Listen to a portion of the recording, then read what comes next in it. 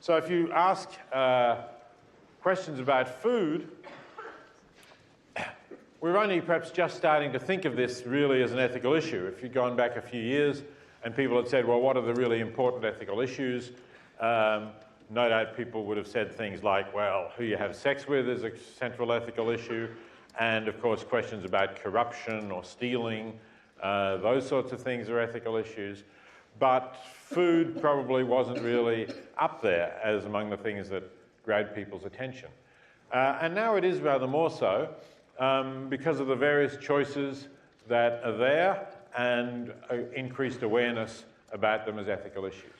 So here are some of the things that you might think about eating. The standard American diet is a diet that is heavy in animal products, particularly things like chicken and beef. Then there are variations of that, cutting out the meat, cutting out all of the animal products, choosing to buy organically produced food. We'll consider why you might do that. There's this movement of what's known as locavores, working with terms like carnivore or omnivore. Then you can be a locavore, you buy stuff that is produced within your local area, however you define that. Some of the farmers markets, if you go to them, have limits that to have a stall at a farmer's market, your farm has to be within 100 miles of where you are. That's one definition of local. And then there are fair trade products, and we need to say briefly a little bit about what they are. So I'm going to talk about all of these possibilities, looking at it through three different ethical perspectives or ethical issues, all of which we've now talked about to some extent. Obviously, we've talked about the ethics of how we ought to treat animals, and talked about that in general, and about the use of animals in experimentation. But their use for food is, in fact, by far the largest of the uses that we make of animals. So if you consider just the numbers, then one way of looking at it is to think of it this way. The number of animals used in experimentation in the United States is roughly the population of Texas. So about 25 million animals used in research in the United States each year. That's a pretty big number when you think of it. But the number of animals raised and killed for food each year in the United States is more than the population of the planet. It's around 10 billion. So it's almost 1.5 times the population of the planet. So you compare the population of the planet with the population of Texas, you have a sense of the scale of raising animals for food. That's in the United States alone. If you look at it globally, we're talking about something around 60 billion land animals raised for food alone. And if you add in fish, it's, the estimates get much more difficult to make. But one estimate that I've seen of the number of fish, wild fish alone caught for human consumption is about 1 trillion, about 1,000 billion. So that obviously increases the amounts vastly more in terms of numbers. But I'm mostly going to be focusing on land animals for time reasons. So let's look at the application of the arguments for animals that we've talked about to the question of the ethics of what we eat. You're familiar with James Rachels from the work that we looked at the beginning of the course, from his book, The Elements of Moral Philosophy. This is from an article in a book called Food for Thought.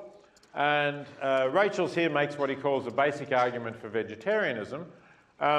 If you look at it, it's not exactly an argument for vegetarianism, but it's an argument for avoiding what he calls the products of modern meat production, by which he means factory farming or intensive farming, sometimes called confined or concentrated animal feeding operations. There's a variety of terms used for what Rachels is talking about here.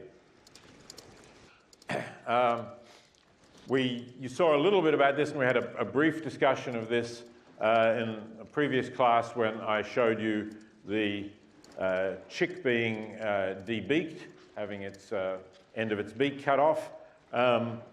And we talked a little bit about why that was done for laying hens. I'll say a little bit more about that in a moment. But this is a general argument which starts from a premise that isn't as strong as what I argued for. That is, it doesn't require equal consideration for the interests of animals, but just the basic idea that it's wrong to cause pain without a good enough reason. And then the claim that animals do suffer in modern meat production and that we could nourish ourselves in other ways. I'll talk in a moment about the claim that animals suffer in modern meat production. The claim that we can nourish ourselves in other ways seems self-evident, since we know that there are large numbers of vegetarians and smaller numbers of vegans who manage to live quite healthy lives. Some people think they lead healthier lives, but that claim isn't necessary for this argument. All that's necessary is that you can be as healthy without eating meat as you can with eating meat, and that seems clear. So let's look at arguments about the second premise. Is it true that animals suffer in modern meat production? Well, that's the basic question we're asking. What if we take an ethical view of how we ought to treat animals, can we justify modern farming in those terms? The first problem is that a lot of people, perhaps most Americans, don't really know a great deal about how their food is produced. This is a quote from Professor Peter Cheek, who is not an animal rights activist, but a professor of animal science in Oregon. In other words, what he does is he's teaching people who are going to go into animal production, who are going to be animal producers. So he's rather coming from the other side of the debate between animal advocates and production advocates. And yet he sees a problem. He's honest enough to see that there is a problem with the lack of transparency that exists in the animal industry, and the fact that most Americans don't really know how their meat is produced, and if they did know, a lot of them might be put off it. He instances particularly off chicken, but then says perhaps all meat. And in a way, the agribusiness industry has, in recent years, given support to this claim by trying to pass in a number of states what are called ag-gag laws. These are laws which make it a criminal offence to go into a farm and take photos or video of the way in which animals are kept or treated, and then publicise that.